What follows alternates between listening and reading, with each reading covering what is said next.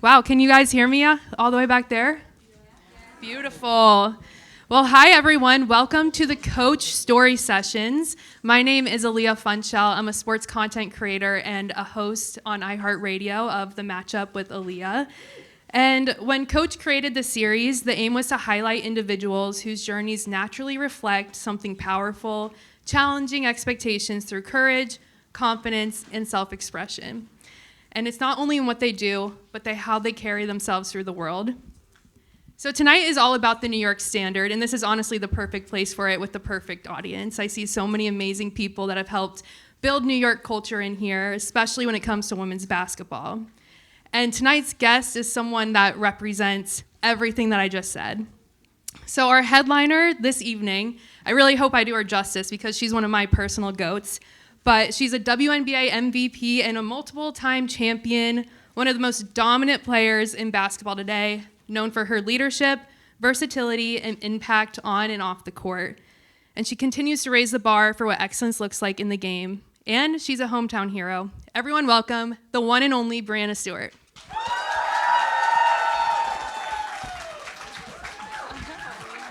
love this. See right there.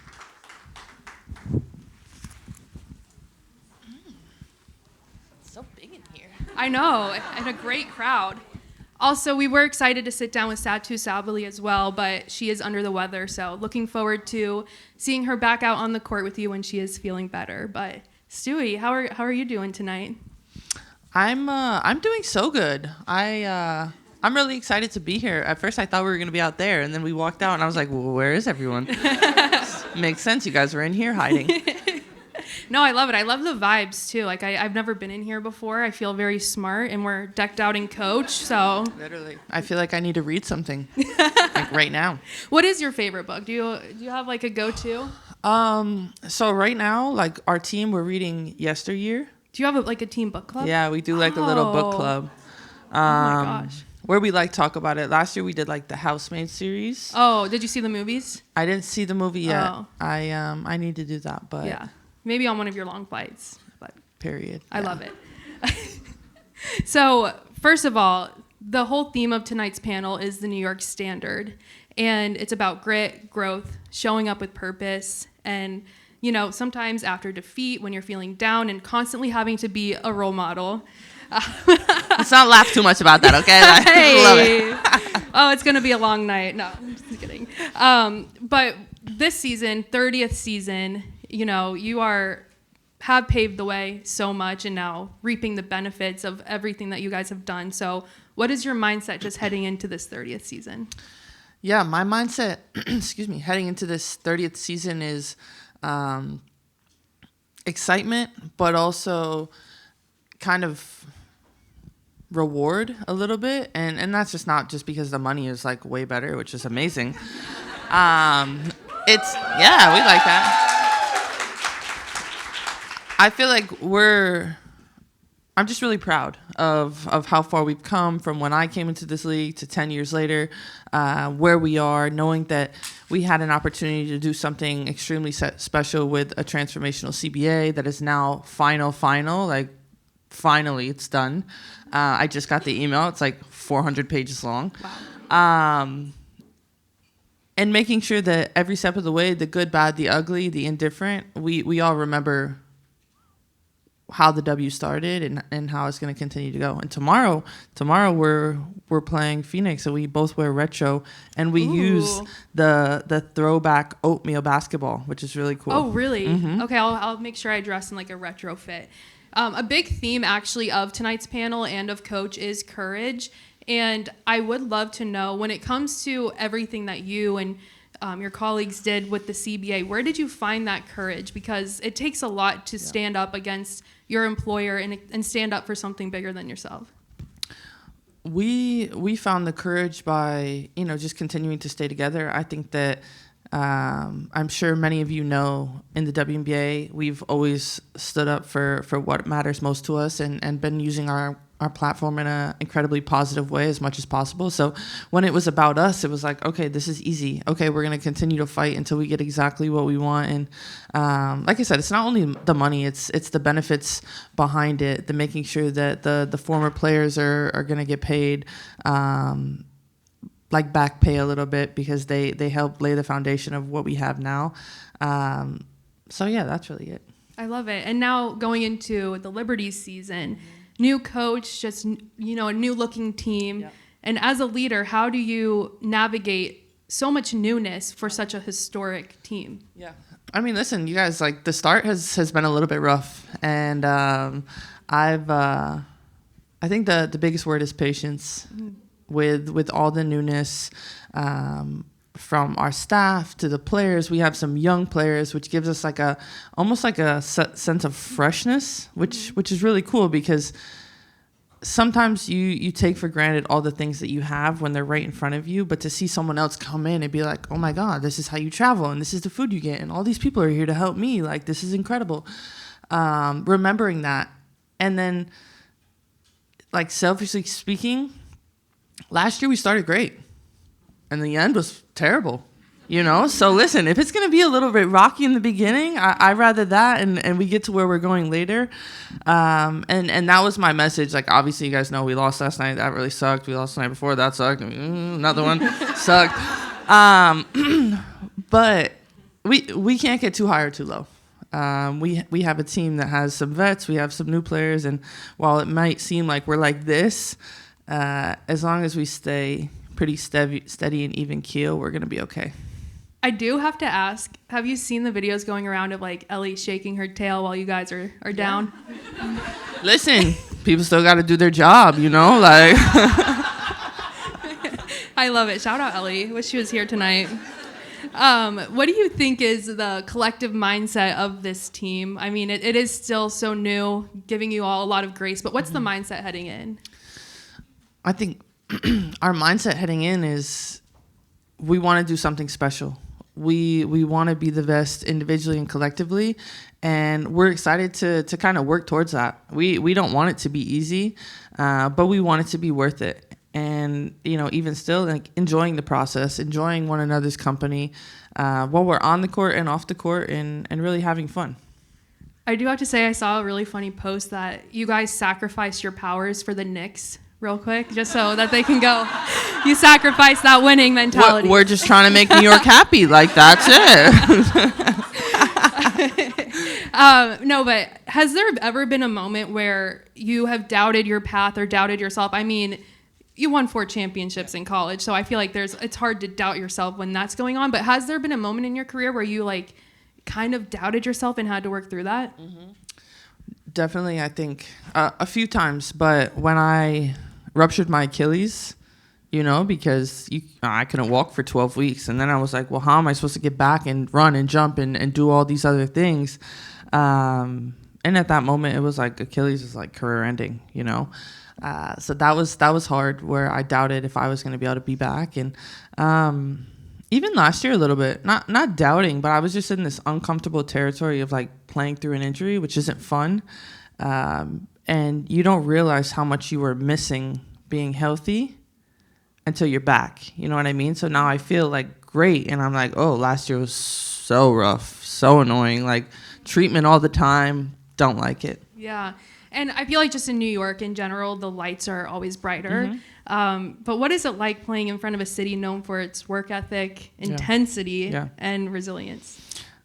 I love playing in New York. Obviously, love playing at Barclays. I think that, you guys, our fans are incredible in the way you show up and support us night in and night out. Even in the off season, like seeing people on the street or on the subway, or I was riding the city bike the other day and I saw a lot of Liberty fans, which was really cool.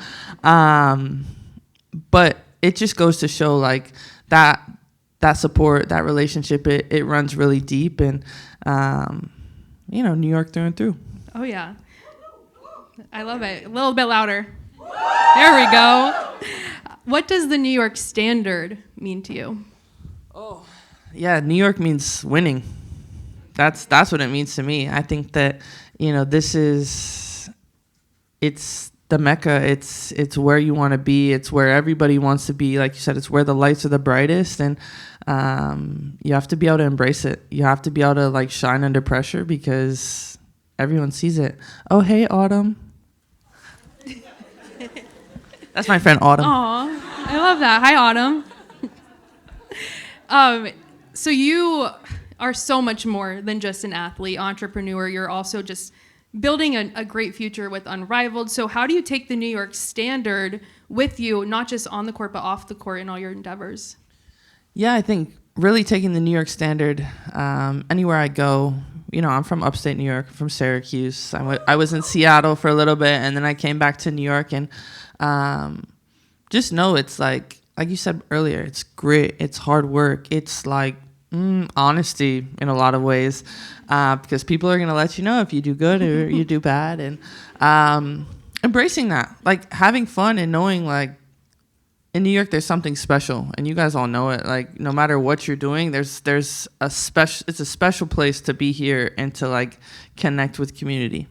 I think as a New York fan, and like I said when I was introducing you, I have been a big fan for years because I have been this height since middle school. So I was a center in middle school and looked up to you when you were winning the championships. But I think we can all place where we were when you were making those Easter egg tweets with all the emojis, and then announced you were coming to New York. So what does it mean for you to just be playing in your home state?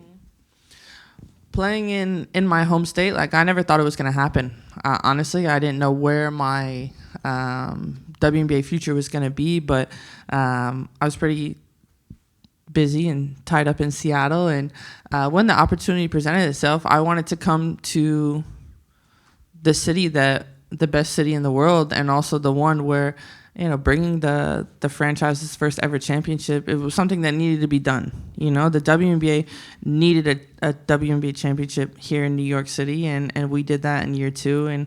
And we want to be back because that celebration and that party was so fun. Nuts. That was crazy. Never ending. It was not. So fun. Shifting gears here now, talking about courage and confidence. What role do you think confidence plays in determination? Confidence is everything. Especially like relating this to basketball, the sport is air conditioning. Air conditioning, yeah, it's a little hot here. The sport is like 95% mental. 90% mental, just because you have the skill, but it's now believing that you have it. So if you're confident, then you're determined in making sure that you can make that next play, you can make that next drive, you can make that next shot. And luckily it's a skill that hopefully everyone can learn when they're young and carry that forward every step that they go. I also am curious because, like I said earlier, the 4 championships in college, you're on top of the world, but then we see a lot of these rookies that get picked early come from winning teams, and then they have a couple seasons where they're not winning games. So how was your confidence affected during that era of your life? It was really confusing. I was like... I was losing.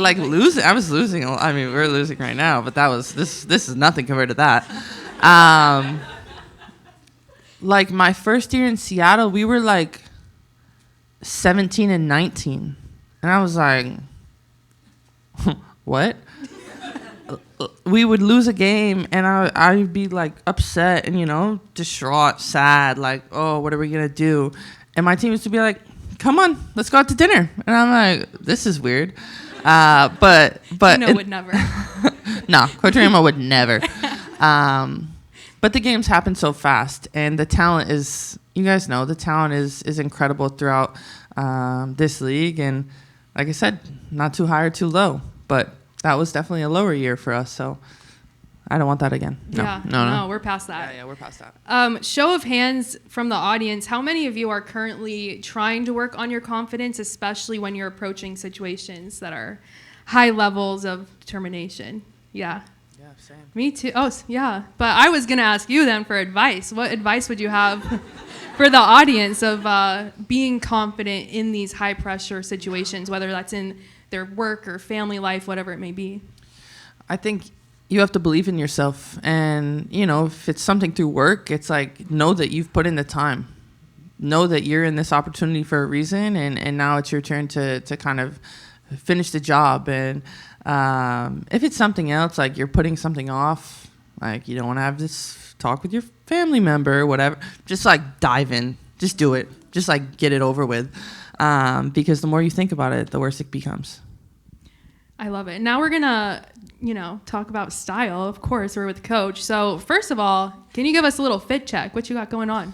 Oh, I'm all Coach. There we go. I just got these. These are like some little slipper loafers. I'm not sure exactly their terminology.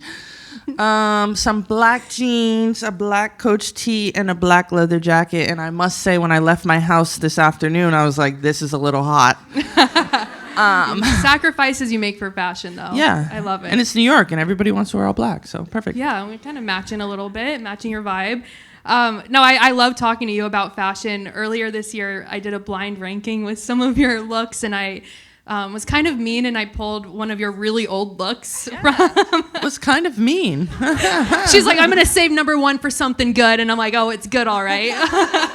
But your style has really evolved, so take us through that of really finding your personal style, because you're one of the best dressed in the league. So how do we go from, me getting to make fun of you a little bit to then being the best dressed? Well, take notes, guys. I think being comfortable in my own skin, I think really figuring out like what it is that I want to wear. And, like we talked about, there were some growing pains on the court after I graduated college. There was also some growing pains off the court after I graduated, because it's like, well, why am I wearing this? And I'm sure everyone, if we look back 10 years ago, you're like, why am I wearing this? Yeah.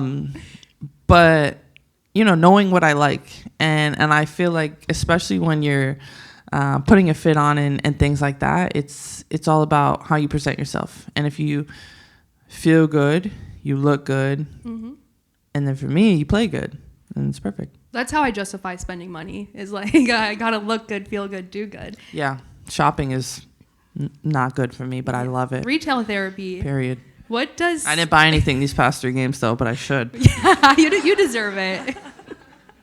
What does style mean to you? Very broad, but what does that mean to you? To me, style means like swag.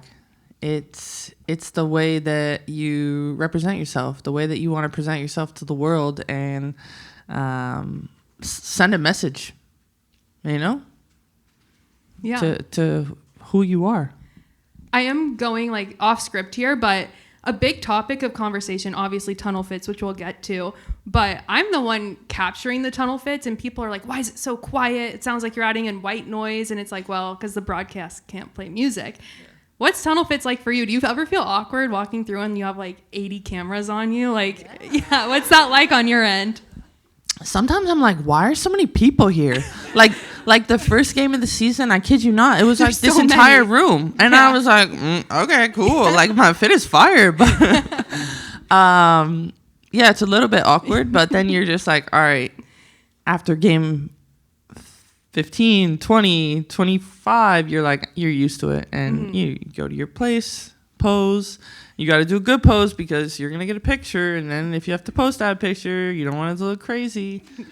The posing is like the hardest thing for me. I never know how to pose for photos. I'm like, my arms so long. I don't know what to do with my hands. Sometimes the pocket is too high. Then my elbow. I'm sorry.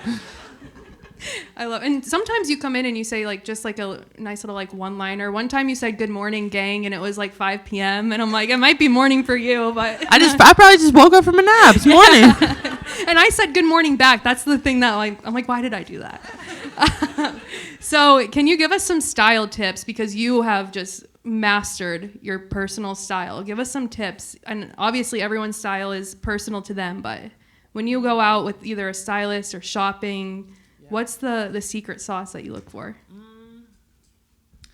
I think the secret sauce that I look for is you want to get something that you can wear for multiple occasions. I think that a lot of events are like business casual, right? But to me, business casual can be like jeans, or it can be like, I don't know, dress pants. Mine's usually the jeans. This is like business casual to me, right? I look business like, right? Yeah. I would maybe add like, I don't know. I like those shoes, but the shoes like help dress it down. You better say something nice. No, they look good. But I'm the one in a heel over here. Like, come on.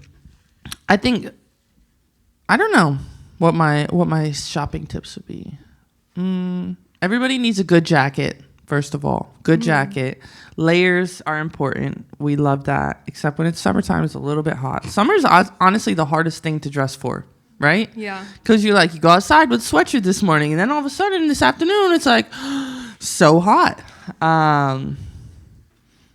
Yeah, and comfortable shoes. I don't know about you guys, but for me, I need comfortable shoes. Yeah. Yeah. Definitely. And in New York, our closets are a lot smaller than someone like maybe in like Texas. Oh my God. I keep telling Marta, I want to live this simple life. I keep seeing this thing where people have like, you're supposed to only have 95 items of clothing. I want to be like that. No. I have so many. The tunnel fits need you to have more than 95 pieces. I had a bet with somebody and I was like, you know what? I'm going to see how long I can make 5 outfits work. Was this in season? Well, it was just like the other day, but I haven't picked out my 5 outfits yet. I think it's like an off-season thing. Yeah, it should be. The internet is not a kind place. But like you go on Pinterest, right? And you do like the little square thing, and then you can like cross. And I'm gonna try it. I want to be simple. Yeah. Okay. I don't know. I would miss the fits, but maybe that's your truth. Who knows? But how has being back in New York City to play here influenced your style?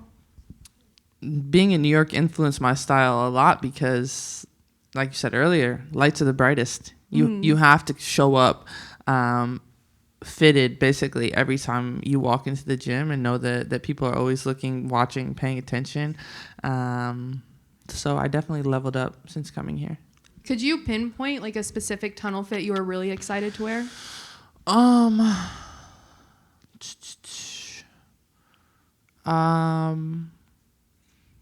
I think like tunnel fits that I'm really excited to wear. I like to wear like for big games, like matching suits. Yeah, I remember one time you had florals, like a floral matching set. That was really cool. Yeah, matchy, but like means business. But also it depends. It's honestly hard to pick out some of these fits because this weather is kind of all over the place. But also day game. You dress a little bit differently for daytime game versus nighttime game. But yeah, I have some more shorts getting incorporated this week. Nice. Looking forward to it.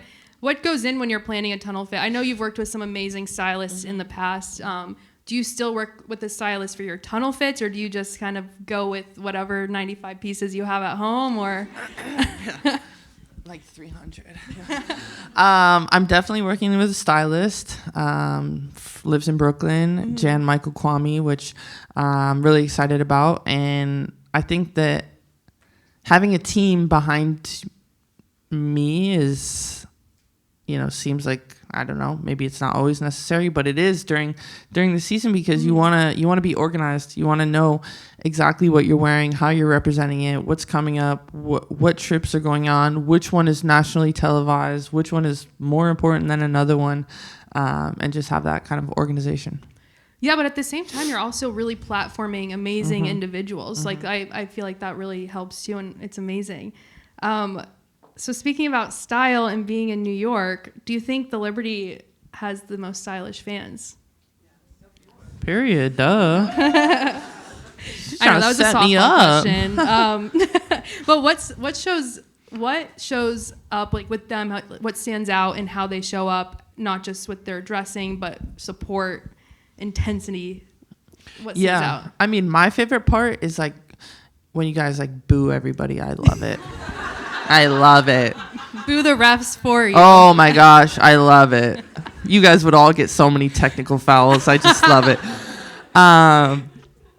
But it's, I've played in a lot of places, and you go to different cities, and the fans here in Brooklyn, they're invested in everything. every single play. Like, you could be watching the ball, but then something chippy happens underneath and they see it, you know, they're really locked in what's going on. And also, like you said, the representation, you know, if I go back to the parade in 2024, like, when you have one of those parades, you're going to turn the corner. You don't know if there's a lot of people there or not. And we turned the corner and it was nuts. But like, not only just people, but people with the Liberty gear on. So it's like you're invested, you come to games, you know all the things. And that's what's really special. Like, I see people with the Stu York hats all the time. I see people on the street with the Liberty hats. Saw someone on the street. Like, sometimes I just want to roll my window down and be like, hey! I have a bone to pick with you. Why do those sell out so fast? We need more restocks. I don't have one yet. I need one. We're gonna restock this summer. Good. We have a lot coming out. Wow. Some cool things. Well, you like made the perfect segue because we were actually going to talk about all the Stu York merch next. So, I mean, first of all, Stu York, how and when did that term get coined? Because it's iconic. I think whenever I came to New York, it kind of got coined, and then I trademarked it, and then I Smart business made the hats. Yes. But honestly, I wasn't trying to make the hats to sell them. I just told my best friend Corey, I was like, hey, I want a hat like this. And then I wore it, and then everybody else was like, well, I want a hat like this. So yeah, the OG hat is gonna come back. We have some cool colorways coming. Can't wait for you guys to see. It's very. Are you expanding into like other? Are you gonna make more merch? Are you gonna do more like fashion pieces at all? Do you want to expand? Right now we're not gonna do more merch. Because I don't want to. Simple, right? I want to make sure that every piece comes out is really special, and really taking my time with that. While I know that a lot of people want the hat, so there's like a lot of different types of hats that are gonna come out. Yeah, can't wait for you guys to see. It's a big secret. I want to tell you guys so bad, and I'm like, can't. Soon. But also, it's very on brand for the 30th season. Just think about it like some that. retro pieces. See? I need the link to buy one before like everyone else. Give me like the pre-sale. I'll get you one. I'll hold you to that. Yeah, for yeah. real. I'll see you in the tunnel. I got my guy making me some more. It's gonna be like dead quiet. I'm gonna be like Stewie the hat, and the ESPN guy's gonna be like, no talking in the tunnel. No, I'm just kidding. Love the camera crew. I want to see that. I want to see you talk and see him be like, shh. Well, okay, actually, this is like literally has nothing to do with the panel, but one time a fan did accuse me of putting white noise in the tunnel fit videos. They were like, why did you have to take white noise from YouTube and add it to the videos? And then they're like, you're not hyping them up enough. And I'm like, we're not supposed to talk to them unless they talk to us. Like, but I'll hype you up every time. Yeah, it's just like really, like my video page from the other day, I was like, okay, jacket. Like I was like hyping her up, but I wasn't trying to like do too much. But I think it was a Coach jacket too. So shout out to that. But anyways, back to Stu York. You've really built something amazing, and the proceeds go to your foundation. Yeah. I would love to hear more about that as well. Yeah, I think that's what I'm most excited about. Obviously, like I said, didn't know what was really going to come about of the Stu York hats and the entire line, but wanting to make sure that there's like a constant cycle to be able to go towards the foundation, which is we are like refurbishing a park in Syracuse. That's our next plan, and making sure that we give back to the community where I'm from first, and then we'll come to New York. But there's a lot of unhoused youth, and really that's our top priority. I love that. And I mean, the hats are going to sell out, and it's going to a great cause.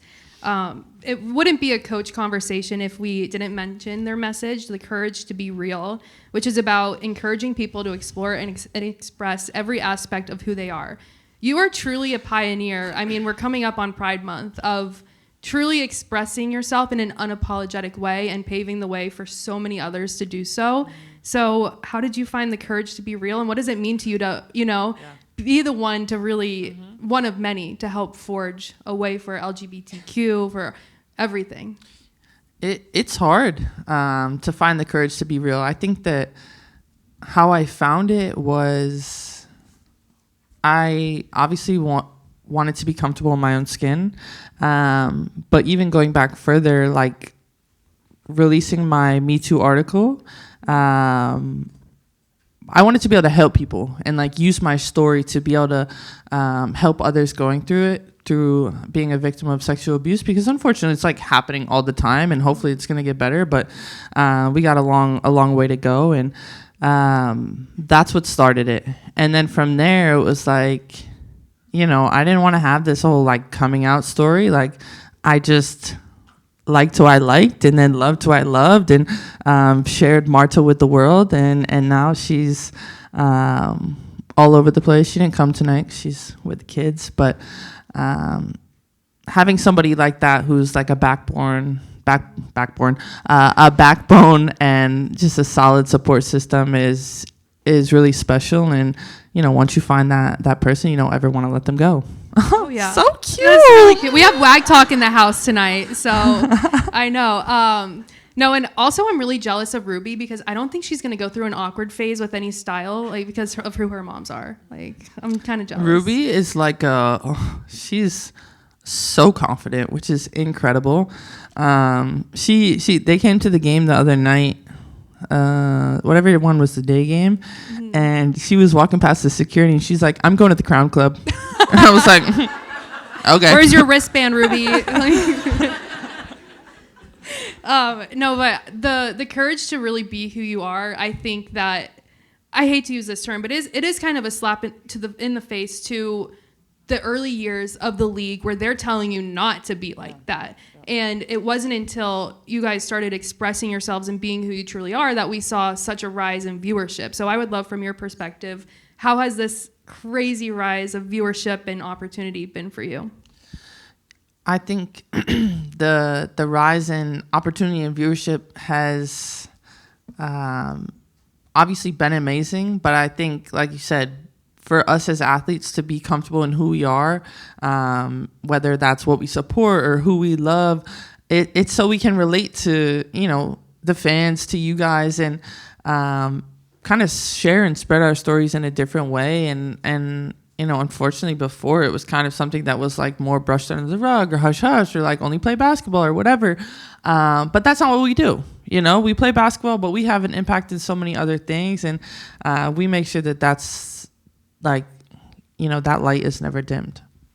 How are you shaping what comes next? I mean, you're already a big part of the CBA, but when it comes to this WNBA culture, how are you helping shape whatever's next for that? I think how I'm shaping what comes next in the WNBA is just making sure that the new rookies that come in, they know they actually know their worth and their value because they've had like 4 full years of NIL and all of that stuff. But making sure that they also know that they can use their voice, because sometimes you get stuck in these things. And like early in my career, I was like, yes, yes, yes. And now I'm like, no, still no. But making sure that it aligns with them completely, and having that going forward, while also, you know, the next CBA is not going to be for a while, mm-hmm. but let's see what we can make out of this one, and let's see how big we can get this league to grow, and then they can go back to the drawing board and, mm-hmm. and ask for even more. Yeah, there's really no limit. Since this has been a really candid conversation and I'm loving it, has there been any growing pains to when the league was growing where you're like, oh, wait, there's a lot of eyes on us that weren't here before? Have you had any like situations where you're like, oh, let me reel it in, or anything like that? No. Confidence. I love it. Yeah, I don't know. I think, you know, even before, you have to be like smart about the things that you're putting on mm-hmm. social media and stuff like that. But more so really like locations. That's something that we've all had to learn a little bit more about. But obviously there's security and safety reason, but it's like it's a good problem to have, you know, knowing that you're having like positive affirmations, but also negative affirmations. Like people don't always like me and what I do and what I say and how I play sometimes, but when you're on this stage and it's getting bigger and better, like the lights are brighter, you have to embrace the good and the bad. Mm-hmm. That's what I said too. I was recently talking to Sue, and we were talking about coverage of the league, where it's like, it's not a charity case, and it's not like, oh, these ladies are doing such a great job, my niece is like loves you, which is great, but you can also be critical of the game. So where have you seen the shift in media coverage of, like, obviously you would love for everyone to say you're doing a great job, but I think it grows the game more and legitimizes the game of women's basketball to actually be critical of it? I think it comes with the territory. I think that as everything else is getting bigger, as the games are nationally televised, as you know, there's more reporters than ever. I'm sure, as you know, like there's a lot of people on social media. Like, you have to be okay with the good, the bad, and the indifferent. And sometimes they might say things that you don't like, but like that's not why we're doing it. You know, that's not why I'm playing for like their kind of affirmations. But also, like, if you don't like it, and if I say something to you, like you have to be okay with that too, right? I'll only say good things about you, Stewie. Are you online? Like, I know your content is amazing, but do you have a social media manager? Or are you like JJ, who's in the comment sections outing her teammates? We're all Liberty fans here. We all know when that happens. Yeah, Nikki, she's right here. Hi, Nikki. Oh, hey. Nikki helps me with all of my social media, which is super helpful. Yeah. But we're just trying to continue to grow a platform and have a reach, and basically that's why we started doing the YouTube series, is to kind of get a little bit more BTS of what's going on off the basketball court for me. No, that's like my favorite type of content. I remember asking about All-Star, what's on your For You page, and you were like, you have a lot of ASMR on your For You page. Oh, my For You page now is like, because look, I need to get my nails redone, and I'm trying to figure out what color I should do next, but I always want to do black. So that's why I put a smiley face, because it's like different. Is it on your middle finger? No. Oh, okay. I should do it here. But yeah, it's a lot of nails and like haircuts. Somehow I get like tranced to watching someone get a haircut. I'm just like, no, that's hilarious. I would love to, though, talk about the legacy that you are leaving. So what would you say? Obviously, you have every accolade that you could possibly have, but what's something that isn't necessarily an accolade that you think is a defining, non-accolade of your career? I think a defining moment of my career is definitely co-founding Unrivaled. Mm-hmm. Yeah, that's a good one.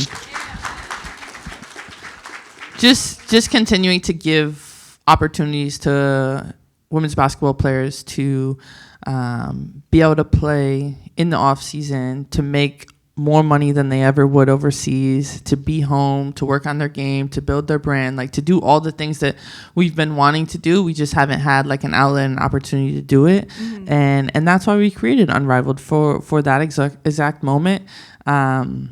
We're not playing year round. We're not like running our bodies through a wall, but we're able to have like the best of both worlds.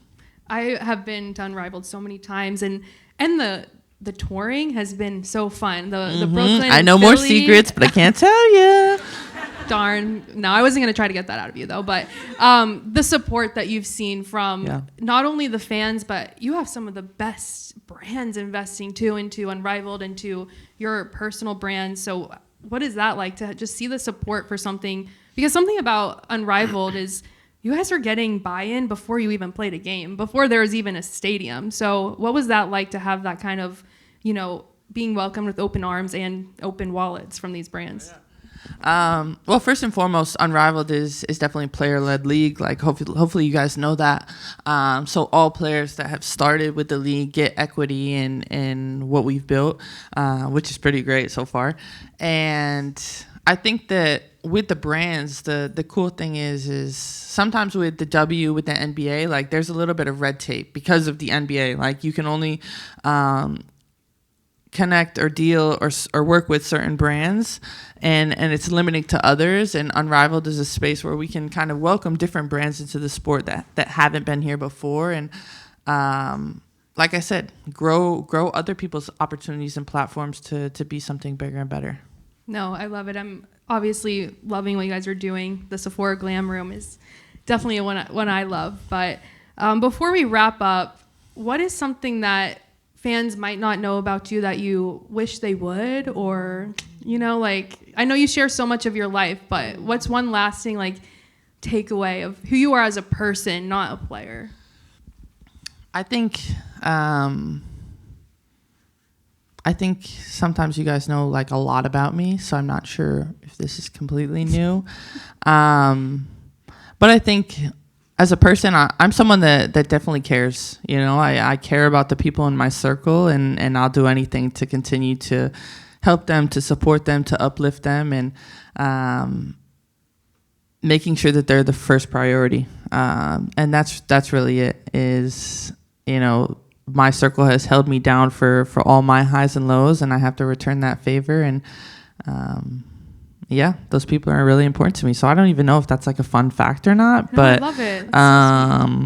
How does that feel for an answer? You good? No, that was good. Because I was gonna say, like, what I aim to do with my show or my content is show the human side, and it's people might be like, what would I have in common with someone that's won 4 national championships and MVP? Yeah, I'm like super chill. Yeah, I'm like cool. You're just like us. You're one of the I'm girlies. literally the same. Yes. I ride the subway. I'm on the city bike. I like to go to lunch and brunch and all the things. I'm fun. You are fun. No, and that's why I love conversations like these, because you're just like us. But no, this was amazing. I really appreciate how candid you have been and how open, and what an amazing crowd. It felt like we were just in a room full of close friends, being Liberty fans and fans of the WNBA. It's like your family at this point, and it felt like one big like family holiday. So thank you all for being here on behalf of Coach. We really, really appreciate it. And Stewie, thank you so much. Thank you. Awesome. And Stewie will be signing autographs at the table where you checked in at, so that will be out that way. But again, thank you so much. Back by the books, maybe? Yeah. I don't know. I love it. Well, thank you guys.